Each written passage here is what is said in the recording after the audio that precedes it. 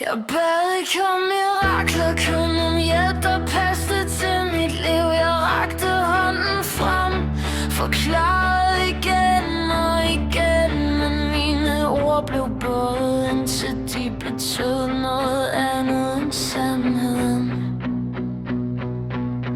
De hørte, hun ville ikke have hjælp, selvom jeg sagde, jeg vil gerne have hjælp. Bare ikke noget, der skader mere. Ikke endnu en løsning lavet til papir frem for mennesker. Jeg prøvede at forklare, at nogle dage kan jeg ikke rejse mig.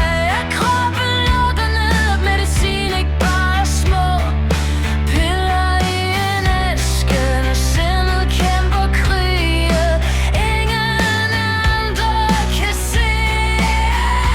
Jeg fortalte om diagnoser, om frygt, om behovet for tryghed. De samme mennesker, de samme ansigter.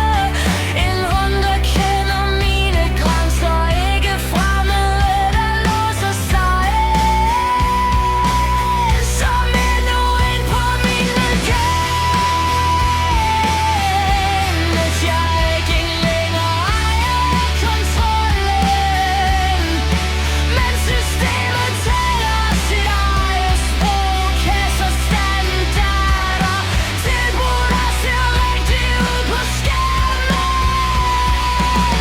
Selvom de falder fra hinanden, så snart de rammer virkelighed.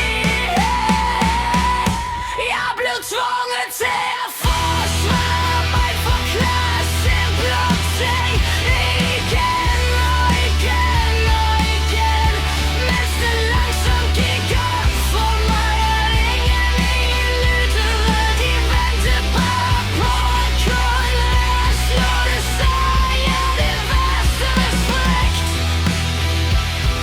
er ikke øjeblikker, hvor det sker,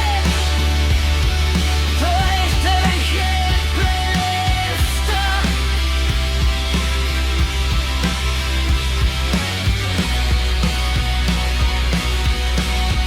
Alle tiger stille, man stopper med at bede om hjælp, for erfaring har lært en at blive mødt forkert gør mere skade end at stå alene.